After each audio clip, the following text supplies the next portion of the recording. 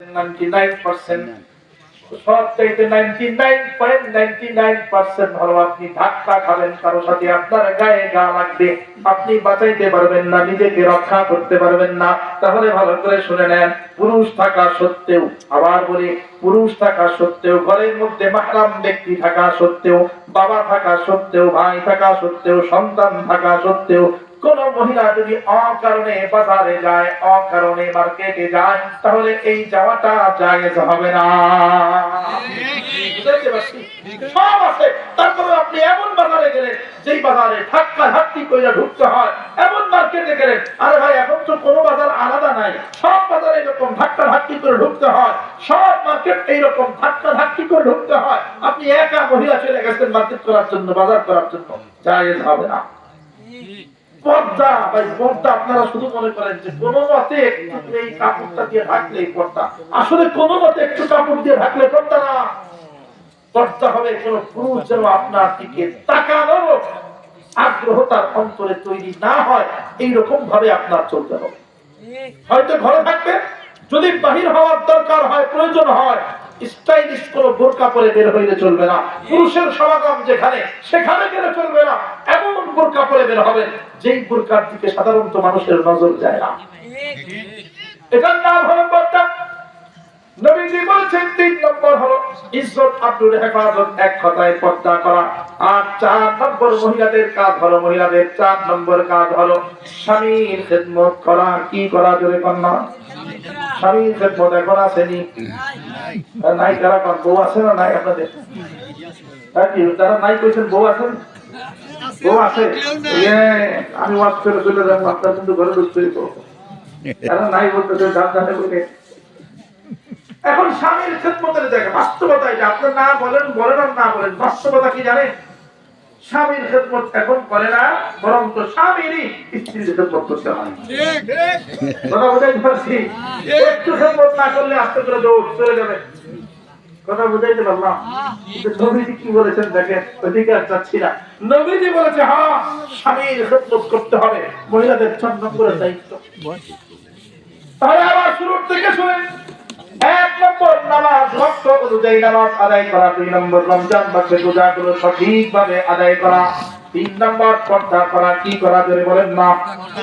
যাদের মা বোন এখানে আছে শুনতেছে শুনুক, আর যাদের নাই তারা শোনায় দিয়ে। ৩ নম্বর হলো পর্দা করা, আর ৪ নম্বর হলো স্বামীর খেদমত করা। এই ৪টা কাজ যদি কোনো মহিলা করতে পারে, নবীজি মুহাম্মদুর রাসূলুল্লাহ সাল্লাল্লাহু আলাইহি ওয়াসাল্লাম ওই মহিলার ব্যাপারে জানায় দেন, দুনিয়া থেকে এই ৪টা কাজ যদি সফল হইয়া হাসরের ময়দানে উপস্থিত হতে পারবে, আল্লাহ পাক রব্বুল আলামিন ওই মহিলাকে ডাক দিয়ে বলবেন, ও মহিলা, জান্নাতের যেই দরজা দিয়ে তুমি প্রবেশ করতে চাও, সেই দরজা তোমার জন্য খুলে দেওয়া হবে। জান্নাতের যেই দরজা দিয়ে ঢুকতে চায়, সেই দরজা দিয়ে ওই মহিলা জান্নাতের মধ্যে ঢুকতে পারবে। তাহলে এই পর্দা করা ফরজ। ফরজ করেছেন কে? আল্লাহ। আবার বলেন না কে?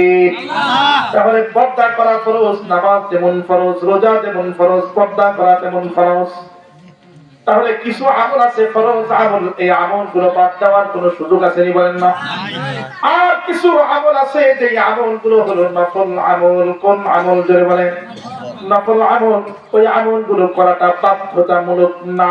যেমন ধরেন তাহাজ্জুদের নামাজ পড়তেই হবে, না পড়লে গুনাহ হবে, এইরকম কোন শর্ত আছে নি? বলেন, শর্ত আছে? তাহলে তাহাজ্জুদের নামাজ এটাকে বলা হয় নফল আমল, অতিরিক্ত আমল।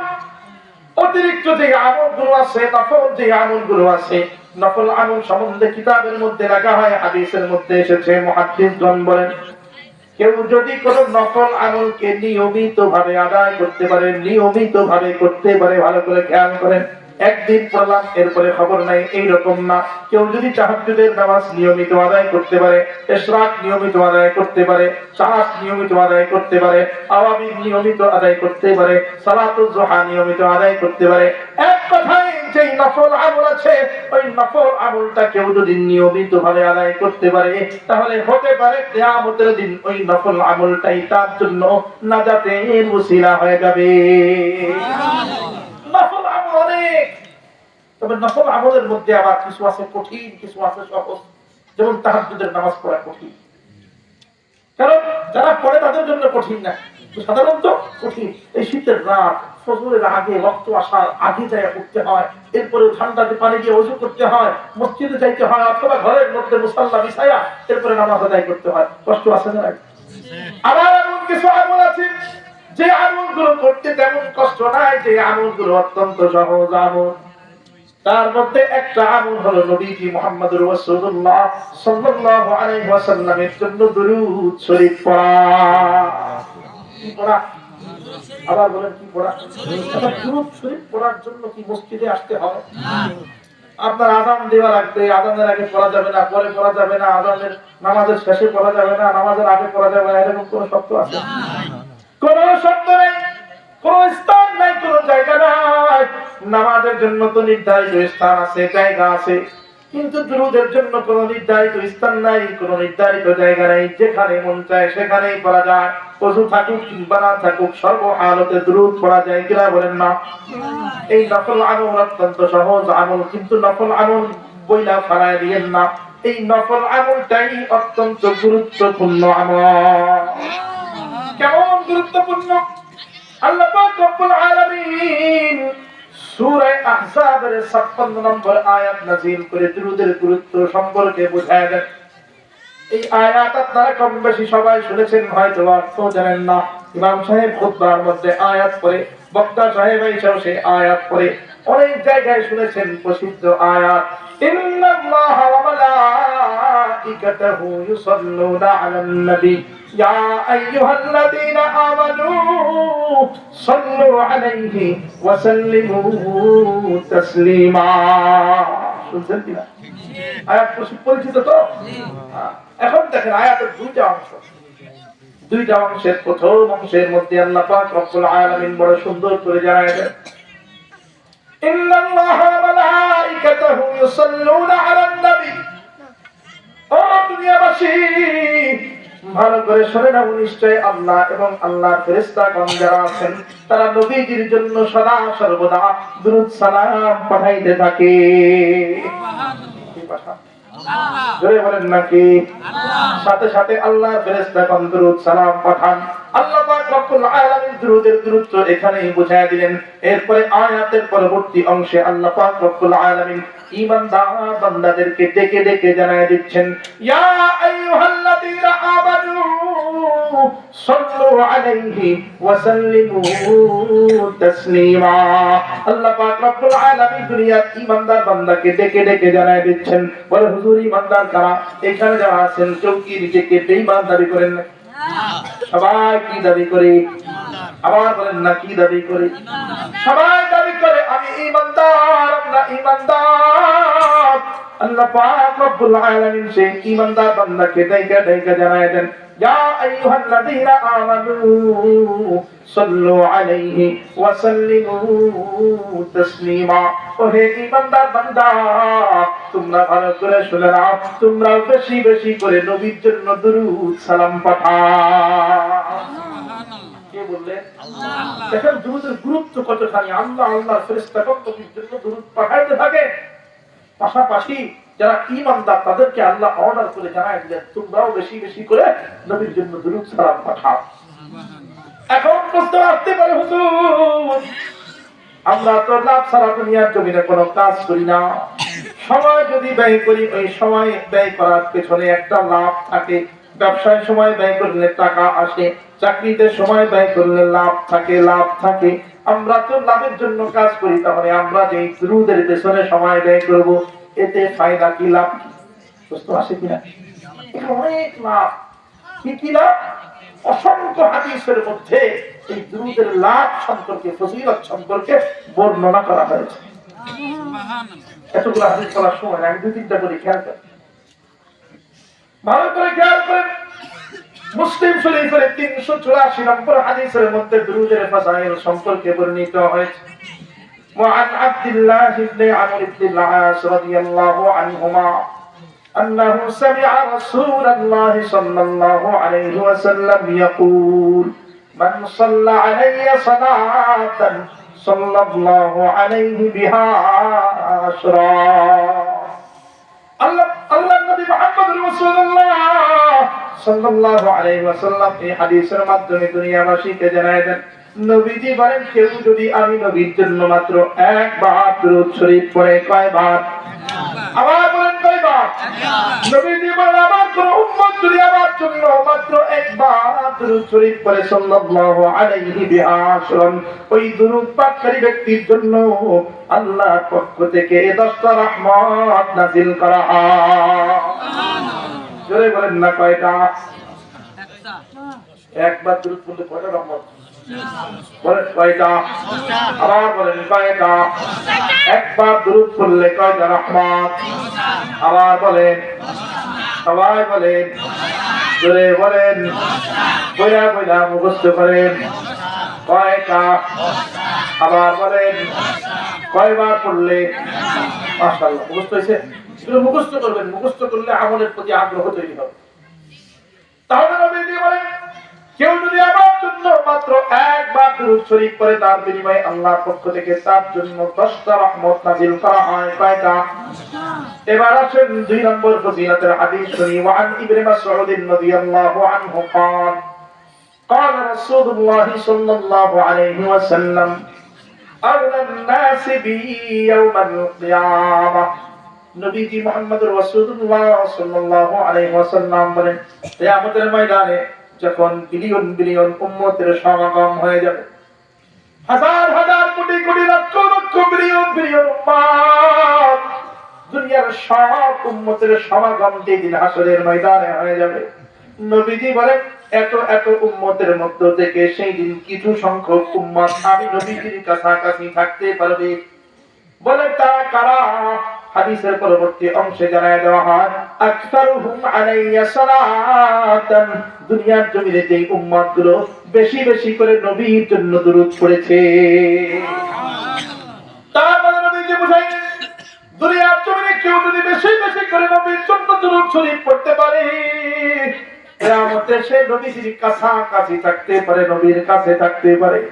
প্রশ্ন আসতে পারে, হুজুর নবীর কাছে থাকলে লাভ কি, ফায়দা কি? আপনাকে আমি সহজ একটা উদাহরণ দিয়ে বুঝাই দিই। মনে করেন কোন এক আল্লাহর বান্দা বৃষ্টির মধ্যে ছাতা মাথায় নিয়ে হাঁটতেছে। এখন যে ব্যক্তি যার মাথার উপরে ছাতা আছে তার মাথার উপরে বৃষ্টি পড়বে না? বলেন পড়বে। এখন যদি কোনো মতে আপনি দৌড়াইয়া যায় ওই ছাতাওয়ালার ছাতার নিচে ঢুকতে পারে, আপনার মাথায় বৃষ্টি পড়বে? কিয়ামতের ময়দানে আরো ভয়াবহ, মাথার উপরে থাকবে সূর্য। কোন কোন বর্ণনায় পাওয়া যায় মাথার মাত্র 12 হাত উপরে থাকবে সূর্য। পায়ের নিচের জমিনটা তো এখন ঠান্ডা, কিন্তু কিয়ামতের ময়দানে এই জমিনটা থাকবে তামার জমিন, মাটির না তামার জমিন।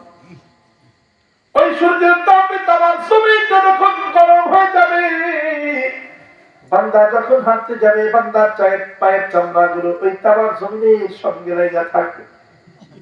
মাথার উপর থেকে সূর্য প্রচন্ড রকমের তাপ দিতে শুরু করবে। মুহাদ্দিসগণ বলেন ওই মাথা সূর্যের তাপে মাথার মগজগুলো ওই যে গরম ভাতের মতো টকবক টকবক কইরা, ওই গরম পানির মতো টকবক টকবক কইরা কইরা উঠতে থাকে। এমন ভয়াবহ পরিস্থিতিতে নবীজি মুহাম্মদুর রাসূলুল্লাহ সাল্লাল্লাহু আলাইহি ওয়াসাল্লাম যেই জায়গায় দাঁড়ায় থাকবেন সেই জায়গায় সূর্য তাপ দেবেনি। বলেন তাপ দেবে? সূর্যের সেই ক্ষমতা আছে? হ্যাঁ, সেই দিন যদি বেশি বেশি করে দুরূদ পড়ার মাধ্যমে আপনি আমি যদি নবীজির কাছাকাছি থাকতে পারি, মুহাদ্দিসিনে কেরাম বলেন সেই দিন যদি আপনি আমি নবীজির কাছাকাছি থাকতে পারি, তাহলে আশা করা যায় নবীজি যে ছায়ার নিচে থাকবেন আমরাও সেই ছায়ার নিচে থাকতে পারবো। নবীজির কাছে থাকা মানে তার ছাতার নিচে ঢুকে যাওয়া। আর নবীজির ছাতার নিচে যদি আমরা ঢুকে যেতে পারি, তাহলে সূর্য আর আমাদের মাথা পর্যন্ত তাপ পৌঁছাবে না। লাভ আছে না নাই? তাহলে আমরা 2টা ফজিলতের হাদিস শুনলাম। প্রথমটা থেকে জানলাম কেউ যদি নবীর জন্য একবার দুরূদ পড়ে কয়বার, বিনিময়ে কয়টা রহমত পাওয়া যায়? জোরে বলেন না কয়টা? দ্বিতীয় হাদিস থেকে জানলাম কেউ যদি বেশি বেশি করে নবীর জন্য দুরূদ শরীফ পড়ে, তাহলে কিয়ামতের দিন কার কাছে থাকা যায়? কার কাছে? নবীর কাছে। কার কাছে? নবীর কাছে থাকলে আর কোনো টেনশন আছে? টেনশন আছে? এবার শুনেন 3 নম্বর ফজিলতের হাদিস। কিতাবের নাম মাজমাউস সাওয়াহিদ 17022 নম্বর হাদিস। وعن أبي الدرداء رضي الله عنه قال قال رسول الله صلى الله عليه وسلم সাহাবী আবু দারদা রাদিয়াল্লাহু তাআলা আনহু থেকে হাদিস বর্ণিত। তিনি বলেন নবী করিম সাল্লাল্লাহু আলাইহি ওয়াসাল্লাম বলেছেন মান সাল্লা আলাইয়া হিনা ইউসবিহু আশরান ওয়া হিনা ইউমসি আশরান। নবীজি বলেন আমার কোন উম্মত যদি সকালে 10 বার দুরূদ পাঠ করে, সকালে কয়বার? আবার বলেন না কয়বার? নবীজি বলেন ওয়া হিনা ইউমসি আশরান, আবার সন্ধ্যায় যদি কেউ 10 বার দুরূদ পাঠ করে তাহলে সকালে 10 বার, সন্ধ্যায় 10 বার। কয়বার হইল? আবার বলেন না কয়বার? এই যে সকাল বিকাল অর্থাৎ সকাল সন্ধ্যা, এই 10 বার করে কেউ যদি 20 বার নিয়মিত ভাবে, মানে একদিন প্রলাপের পরে 14 দিন খবর নাই, এইরকম না।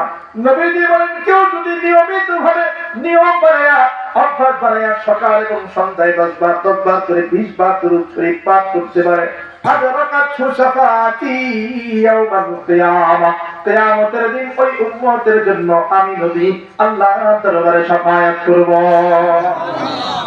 মানে কিয়ামতে কেউ যদি নবীর সুপারিশ পেয়ে যায়, জাহান্নামে যাওয়ার কোনো ভয় আছে? কোনো ভয় থাকবে? জাহান্নাম নিয়ে কোনো টেনশন থাকবে? জান্নাতে যাওয়া নিয়ে কোনো চিন্তা থাকবে? নবীর শাফায়াত মানে সেই দিনটা আল্লাহ পাক রব্বুল আলামিন নবীকে বলে দিয়েছেন, জানাই দিয়েছেন, নবী গো আপনার কোন সুপারিশ শাফায়াত সেই দিন ফেরায় দেওয়া হবে না। আপনার কোন সুপারিশ সেই দিন আমি আল্লাহর দরবার থেকে ফেরায় দেওয়া হবে না। ভালো করে খেয়াল করেন, তাহলে কেউ যদি সকাল এবং সন্ধ্যায় 10 বার করে 20 বার দুরূদ শরীফ পড়তে পারে, নবীজি তার ব্যাপারে বলেন ওই দুরূদ পাঠকারী উম্মতের জন্য, অর্থাৎ সকাল সন্ধ্যায় 10 বার করে 20 বার যেই ব্যক্তি দুরূদ পাঠ করেছে তার জন্য কিয়ামতে আমি নবী আল্লাহর দরবারে সুপারিশ করব। কারণ 3টা হাদিস জানলাম। প্রথম হাদিস থেকে জানলাম কেউ যদি একবার দুরূদ পড়ে তাহলে বিনিময়ে কয়টা রহমত পাওয়া যায়? দ্বিতীয় হাদিস থেকে জানলাম কেউ যদি বেশি বেশি করে নবীর জন্য দুরূদ শরীফ পড়ে কিয়ামতে কার কাছে থাকা যায়? নবীর কাছে। 3 নম্বর হাদিস থেকে জানলাম কেউ যদি সকালে 10 বার এবং সন্ধ্যায় 10 বার দুরূদ শরীফ পড়ে তাহলে কিয়ামতের দিন কার শাফায়াত পাবে? নবীর শাফায়াত পাবে। মনে রেখে 3টা। হ্যাঁ, এবার খেয়াল করেন ছোট্ট একটা দুরূদের ফজাইল সম্পর্কে ঘটনা বলি, এটা বলে শেষ করবো। অনেক মনে হয় পেয়ে গেছে, একটু বসেন, কষ্ট হলে একটু বসেন। আজকের দিন হয়তো আর পাবেন না সামনে, আজকের দিন পাবেন না। খেয়াল করেন ইরাকের বাগদাদ শহর, ইরাকের বাগদাদ শহরের মধ্যে বিখ্যাত একজন ওলি ছিলেন, আল্লাহর ওলি আলেম আল্লামা শিবলি রহমাতুল্লাহ আলাইহি। উনি বিভিন্ন হজের কাফেলা নিয়ে ইরাক থেকে মক্কায় যাইতেন। আমাদের দেশে বিভিন্ন হজ ট্রাভেলস আছে না নাই? বিভিন্ন আলেম ওলামাগণ হজের যাত্রী নিয়ে, মানে কাফেলা নিয়ে একসাথে 50 জন 60 জন 100 জন নিয়ে এরপরে হজের উদ্দেশ্যে রওনা হয়। দেখছেন না আপনারা? হজ করছেন এমন কেউ আসেনি? কারা আছেন যদি আসলেন হজ করছেন? কারা কারা? মাশাআল্লাহ, অনেকেই হাজির আছেন। আপনারা তো ভালো করে জানার কথা, একা একা গেছে নাকি গ্রুপের সাথে গেছে? গ্রুপ যেটার সাথে গেছে এটাকে বলা হয় কাফেলা। এই হজের কাফেলা নিয়ে উনি বিভিন্ন সময় মক্কায় আসছেন। উনি বলতেছেন আমি 1 বছর মক্কায় যখন কাফেলা নিয়ে রওনা হয়েছি, তো আমি লক্ষ্য করলাম আমাদের কাফেলার মধ্যে এমন একটা যুবক আছে যেই যুবকটা সদা সর্বদা শুধু নবীজির জন্য দুরূদ শরীফ পড়ে। আমার কি পড়ে? যুবক সদা সর্বদা নবীর জন্য দুরূদ পড়ে, সব কাজের শুরুতে শুধু দুরূদ পড়ে। কিন্তু ইসলামের মধ্যে প্রত্যেকটা কাজের ক্ষেত্রে আলাদা আলাদা দোয়া আছে, ভালো কাজগুলোর ক্ষেত্রে আলাদা আলাদা দোয়া আছে। যেমন ধরেন খাবার খাওয়ার সময় দোয়া আছে না নাই? মসজিদে ঢোকার সময় দোয়া আছে না নাই? মসজিদ থেকে বের হতে দোয়া আছে না নাই? ঘুম যাওয়ার সময় দোয়া আছে না নাই? আল্লাহ রাসূল রাহমাতুল্লাহি আলাইহি বলেন ওই যুবক এমন এক যুবক যে সবগুলো দোয়া বাদ দিয়ে দিয়েছে, কোন জায়গায় কোন দোয়া পড়ে না, সব জায়গায় শুধু দুরূদ পড়ে। আল্লাহুম্মা সাল্লি আলা মুহাম্মাদি ওয়া আলা আলি মুহাম্মাদ, আল্লাহুম্মা সাল্লি আলা মুহাম্মাদিন ওয়া আলা আলি মুহাম্মাদ। শব্দটা শুরু করুন। মসজিদে ঢুকতে দুরূদ, বের হতে দুরূদ, ঘুমের সময় দুরূদ, খাবারের সময় দুরূদ, হাঁটার সময় দুরূদ। শিবলি রাহমাতুল্লাহি আলাইহি বলেন, কয়েকদিন পর্যন্ত তাকে পর্যবেক্ষণ করলাম, তার দিকে তাকাই তখনই দেখি তার জবানের মধ্যে শুধু দুরূদ আর দুরূদ। মনের মধ্যে প্রশ্ন জাগলো, হায় রে, এই যুবক কি অন্য কোন দোয়া জানে না? সব সময় দেখি শুধু দুরূদ পড়ে। বলে মনের কৌতূহল থেকে, মনের প্রশ্ন থেকে কয়েকদিন পর ওই যুবকের শরণাপন্ন হলাম। যে রাত দিয়ে বললাম, যুবক, কয়েকদিন যাবত লক্ষ্য করতেছি তুমি দেখি সব দোয়া বাদ দিয়ে দিছো, সব জায়গায় শুধু দুরূদ পড়ো। ও যুবক, তুমি তো শিক্ষিত মানুষ, তুমি কি আর কোন দোয়া জানো না? যুবক বলে, হ্যাঁ আল্লাহর বান্দা, আমি সব দোয়া জানি। তাহলে দোয়াগুলো বাদ দিয়ে কেন দুরূদ পড়ো? যুবক ডাক দিয়ে বলে, ও আল্লাহর বান্দা, দুরূদের মধ্যে আমি এত পরিমাণ ফজিলত পেয়েছি, অন্য কোন দোয়ার মধ্যে এত পরিমাণ ফজিলত পাই না। এখন মনের মধ্যে আরো কৌতূহল, দুরূদের মধ্যে এমন কি ফজিলত পাই না? তোমার এই ফজিলতের কথাগুলো আমার একটু শোনাও, আমিও আমল করি। যুবক বলে, ওগো আল্লাহর বান্দা, তাহলে শুনে, গত কয়েক বছর আগে আমার এলাকা অর্থাৎ ইরাকের বাগদাদ শহর থেকে আমি আমার বাবাকে নিয়ে হজ করার জন্য এসেছিলাম। বলে আমার বাবাকে নিয়ে হজ যখন শেষ হয়ে গেছে, হজ যখন কমপ্লিট হয়ে গেছে, ওই যে হজের কাফেলা যখন সবাই মিলে একসাথে রওনা হবো, তখন আমি লক্ষ্য করলাম আমার বাবা অসুস্থ হয়ে গেছে, শরীরের মধ্যে প্রচন্ড জ্বর। এই জ্বর নিয়ে তো সফর করা সম্ভব না। এখনকার সফর তো ভাই বিমানের সফর, জ্বর থাকলে কি না থাকলে কি, কিন্তু তখনকার সফর তো বিমানে হইতো না, গাড়িতে হইতো না, ঘোড়ার পিঠে সফর হইতো, উটের পিঠে সফর হইতো। বলে জ্বরের অবস্থায় ঘোড়ার পিঠে চড়া যায় না, উটের পিঠে বৈশা থাকা যায় না। এমন ভয়াবহ পরিস্থিতি, আমার বাবাকে যে ঘোড়ার পিঠে উঠাইয়া সামনের দিকে সামনে আগানো সম্ভব না। যুবক বলে, লম্বা পথ যেহেতু পাড়ি দিতে হবে, আমি আমার কাফেলাকে বললাম, ও কাফেলার ভাইয়েরা, তোমরা আমাদের জন্য অপেক্ষা করে লাভ নাই, তোমরা সবাই দেশের দিকে রওনা হয়ে যাও, বাড়ির দিকে রওনা হয়ে যাও, আমি আর আমার বাবা কয়েকদিন পরে রওনা হব। আমি আর আমার বাবা কয়েকদিন পরে রওনা হবো, তুমি আগে যাও। এখন বলে তারা সবাই আগে চলে গেল। তো আমি আমার বাবা যখন একটু সুস্থ হয়েছে, 2-3 দিন 4 দিন পার হয়ে গেছে, এরপরে আমার বাবাকে নিয়ে রওনা দিলাম। বিশাল মরুভূমি পার হইতেছিলাম, একটা ঘোড়ার পিঠে আমি বসা, আর একটা ঘোড়ার পিঠের উপরে আমার বাবা বসা, দুইজন মিলে রওনা হয়ে গিয়েছি। বড় মরুভূমি গুলো পার হইতেছিলাম ঘোড়ায় চইরা। বলে বড় মরুভূমি গুলো যখন পার হইতেছিলাম, হঠাৎ করে আমি তাকায় দেখলাম আমার বাবা প্রচন্ড রকমের অসুস্থ মনে হইতেছে, কেমন যেন ঘোড়ার উপরে ঢুলুমুলু করে। ঘোড়ার উপরে ঠিকঠাক ভাবে বৈশা দেখতে পারতেছে না। আমি তাড়াতাড়ি করে আমার ঘোড়ার থেকে নাইমা আমার বাবা ঘোড়ার কাছে আগায় গিয়া শরীরের মধ্যে হাত দিলাম, দেখি প্রচন্ড রকমের তাপ। তার মানে জ্বর একেবারে সাইরা যায় নাই, আবার আমার বাবার শরীরের মধ্যে জ্বর। এমন তাপে আর সামনের দিকে আগানো যেহেতু সম্ভব না, যুবক করে আমি সঙ্গে ওই মরুভূমির মধ্যে একটা তাঁবু টানায় দিলাম, এবং আমাদের সাথে যেই বিছানা বালিশ যেগুলো ছিল, সেই বিছানা বালিশ ওখানে বিছাইয়া আমার বাবাকে ওই বিছানার উপরে শোয়া দিলাম। শোয়া দেওয়ার পরে আমি ডাক্তারের খোঁজে, ডাক্তারের তালাশে বের হলাম, কোথায় ডাক্তার পাওয়া যায়। এলাকায় যদি বাজার পাই তাহলে বাজারের মধ্যে ডাক্তার পাবো। বলে ডাক্তারের সন্ধান করার জন্য আমি ঘোড়া নিয়ে চতুর্দিকে ঘোরাঘুরি করতেছিলাম। 3-4 ঘন্টা পর্যন্ত চতুর্দিকে আমি ঘোরাঘুরি করলাম। বাজার পাওয়া তো দূরের কথা, ডাক্তার পাওয়া তো দূরের কথা, মানুষের বাড়িঘর পাওয়া তো দূরের কথা, একজন মানুষেরও দেখা পাইলাম না। তার মানে বিশাল মরুভূমি এটা, চতুর্দিকে কোনো মানুষ দেখা যায় না, মানুষের ছায়াও দেখা যায় না, কোনো মানুষ যে এলাকায় বসবাস করে এইরকম কোন চিহ্ন না। যুবক বলে 3-4 ঘন্টা পর্যন্ত খোঁজ করতে রাত হয়ে গেছে। এখন চিন্তা করলাম, না রাত যেহেতু হয়ে গেছে, এখন আর দেরি করা যাবে না, বাবা তো একটা তাঁবুর মধ্যে আছে, তাড়াতাড়ি চলে যাই। রাত হয়ে গেছে, রাত্রি বেলায় আমি যখন বাবার কাছে ফিরে আসলাম, বাবার কাছে ফিরে আসার পরে শরীরের মধ্যে হাত দিয়ে দেখি তাপ শুরু করে। তাপ প্রেমে যায় না, তাপ শুধু বাড়ে। বলে মাথার মধ্যে যে পানি ঢালবো, মরুভূমির মধ্যে পানি কোথায় পাবো, পানির কোনো খোঁজ নাই। বলে সঙ্গে যতটুকু খাবারের পানি ছিল, এই খাবারের পানিটা বাবা মাথার মধ্যে ঢাললাম, ঠান্ডা করার চেষ্টা করলাম, কিন্তু না না, তাতে কোনো কাজ হয় না। রাত যত বাড়ে বাবার মাথা তত গরম হয়, শরীরের তাপ তত বেড়ে যায়। গভীর রাত হয়ে গেল, আমার বাবা এইবার একদম নিস্তেজ হয়ে গেছে, নিস্তেজ হয়ে গেছে।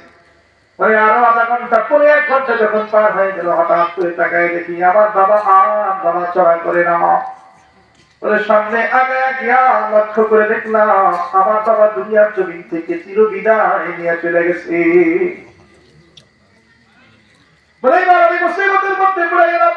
হায়রে, এত বিশাল মরুভূমির মধ্যে আমরা আছি, এখানে আমার বাবার গোসল কিভাবে দেব, নদী কোথায়, পুকুর কোথায়, পানি কোথায়, তা তো আমি জানি না। আমার যে আমার বাবাকে দাফন দেব, কাফন দেব, আমার বাবাকে যে কবরস্থ করব, কবর খোঁড়ার মতো কোন যন্ত্র আমার কাছে নাই। আশেপাশে কোনো বাজার নাই যেখান থেকে আমি যাই খুদার কাছে কিছু কিনা নিয়ে আসবো, এরকম কোনো পরিস্থিতি নেই। কোন মানুষের যে সাহায্য সহযোগিতা নিব না, তারও কোনো সুযোগ নেই। যুবক বলে মুসিবতে পড়ে গিয়া আল্লাহ দরবারে ফরিয়াদ করতেছিলাম। ফরিয়াদ করতে করতে আধা ঘন্টা পরে 1 ঘন্টা আবার পার হয়ে গেল। আমি চিন্তা করলাম বাবা যেহেতু ইন্তেকাল করেছে, আমার চাদর দিয়ে বাবার শরীরটাকে ঢাইকে দেই। বলে শরীরটাকে যখন ঢাকার জন্য গেলাম, যখন মুখমন্ডল যখন চেহারাটাকে ঢাকার জন্য গেলাম, হঠাৎ করে আমি চমকায় উঠলাম। বাবার চেহারা দেখা দেখি আমার বাবার চেহারার মতো দেখা যায় না, কেমন যেন জন্তু জানোয়ার, কুকুর শুকুরের মতো চেহারা হয়ে গেছে। ভয় পেয়ে গেছে দেখা, আরে এত সুন্দর আমার বাবা, চেহারা এমন হয়ে গেল কেন? বলে এইবার আমার বুক ফেটে কাঁদতে আসলো, চিৎকার করে করে আল্লাহ দরবারে ফরিয়াদ জানাইলাম, আল্লাহ আমার বাবা এমন কি অপরাধ করেছে, আমার বাবা এমন কি গুনাহ করেছে, যে কারণে তুমি তার মরণের সঙ্গে সঙ্গে চেহারাটা কুকুর শুকুর জন্তু জানোয়ারের মতো বানায় দিলাম। আল্লাহ, এখন তো আমি আরো মুসিবতের মধ্যে পড়ে গেলাম। আল্লাহ, বলে এইভাবে আল্লাহ দরবারে ফরিয়াদ জানাইতে জানাইতে আমার শরীরটাও ক্লান্ত হয়ে গেল। বলে আমিও ঘুমের ঘরে চলে গেলাম ক্লান্তিতে, সাইডে হেলান দিয়ে ঘুমায় গেলাম। সঙ্গে আমার ওই ব্যাগ পুচকা যেগুলো ছিল ওগুলোর সঙ্গে হেলান দিয়ে আমি ঘুমের ঘরে চলে গেলাম, ঘুমায় গেলাম। বলে ঘুমের মধ্যে আমি স্বপ্ন দেখতেছি, চতুর্দিকে অন্ধকার, মাঝখানে আমার বাবার লাশটা ওইভাবে ঢাকা অবস্থায় রাখা, যেভাবে আমি চাদর দিয়ে ঢেকে রেখেছি ওই অবস্থায় আমার বাবার লাশ রাখা আছে। কিন্তু দূরে যে অন্ধকার, ওই অন্ধকারের মধ্যে দূরে দূরে, ওই দূরে বহু দূরে একটা ছোট্ট আলো দেখা যায়। বলে আলোটা আস্তে আস্তে বড় হয়, আলোটা কেমন যেন আমার সামনের দিকে আসতেছে, আলোটা কেমন যেন আমাদের দিকে আসতেছে। বলে আলোটা তো সামনে আসে তত বড় হয়। হঠাৎ করে আমার চাদর গেল, ওই আলোর মধ্য থেকে একজন আল্লাহর ওলি বের হয়েছে। আল্লাহর ওলি সামনে আমাদের দিকে আগাইতেছে, গায়ের মধ্যে সফেদ জামা, মাথার মধ্যে সুন্দর পাগড়ি। আল্লাহর ওলি 1 পা 2 পা করে আমার বাবার লাশের সামনে এসে দাঁড়ায়। আমার বাবার লাশের পাশে দাঁড়ায়া আমার বাবার মুখের উপর থেকে চাদরটা উঠাইল, ওই যে কুকুর শুকুরের মতো চেহারা দেখা যায়।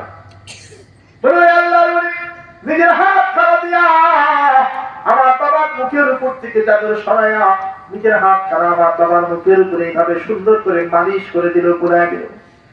বলে পুরাই দেওয়ার সঙ্গে সঙ্গে আমি তাকায় দেখলাম আমার বাবার চেহারাটা পূর্ণিমার চাঁদের মতো সুন্দর হয়ে গেল। বলে আমি স্বপ্নের মধ্যে দৌড়ে গিয়ে ওই আল্লাহর ওলির পায়ের মধ্যে হাত দিয়ে জড়ায় ধরলাম, ডাক দিয়ে বললাম, ওগো আল্লাহর ওলি, আপনি কি এই মুসিবতের সময়ে আপনি কোত্থেকে আগমন করলেন, আমার বাবার চেহারা পরিবর্তন করে দিয়ে গেলেন, আপনি কি? ওগো আল্লাহর ওলি, আপনার সম্বন্ধে জানতে চাই, আপনার পরিচয় জানতে চাই। আল্লাহর ওলি ডাক দিয়ে বলে, যুবক ওঠো, দাঁড়াও, আমার দিকে তাকাও। ওই যুবক বলে, আমি যখন উঠে দাঁড়াইলাম আল্লাহর ওলির চেহারার দিকে তাকাইলাম, তাকায় দেখি এত সুন্দর চেহারার মানুষ গোটা দুনিয়ার জমিনে আর দেখা যায় না। ডাক দিয়ে বললাম, আপনার মতো এত সুন্দর চেহারার মানুষ সারা দুনিয়ার মধ্যে আমি আর কোনোদিন দেখি না। প্রভু আপনি কে? আপনার পরিচয় আমি শুনতে চাই, আপনার পরিচয় জানা যায়। তখন ওই আল্লাহর নবী ডাক দিয়ে বলেন, যুবক, তুমি যেহেতু আমার পরিচয় শুনতে চাইতেছ তাহলে শুনে নাও, আমি আর কেউ নই, আমি হলাম দো জাহানের সরদার নবী মুহাম্মদুর রাসূলুল্লাহ সাল্লাল্লাহু আলাইহি ওয়াসাল্লাম।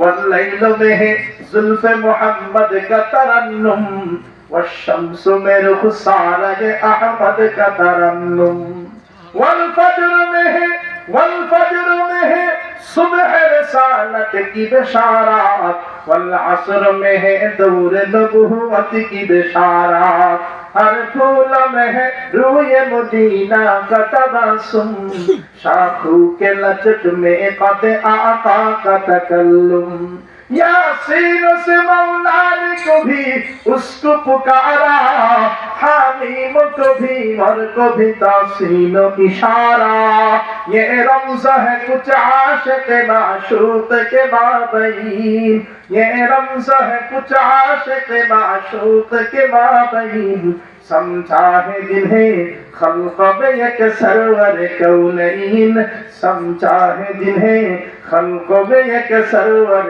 कौनैन সবাই বলেন সাল্লাল্লাহু আলাইহি ওয়াসাল্লাম। যুবক বলে স্বপ্নের মধ্যে আমি যখন নবীজির পরিচয় পেয়ে গেলাম সঙ্গে সঙ্গে ডাক দিয়ে বললাম, ওগো আল্লাহর নবী, আমার বাবা এমন এক বিশাল মরুভূমির মধ্যে ইন্তেকাল করেছে, যেই মরুভূমির মধ্যে জনমানুষ কেউ নাই, কেউ বসবাস করে না, যেখানে মানুষজনকে খুঁজে পাওয়া যায় না, এমন এক মরুভূমির মধ্যে ইন্তেকাল করেছে।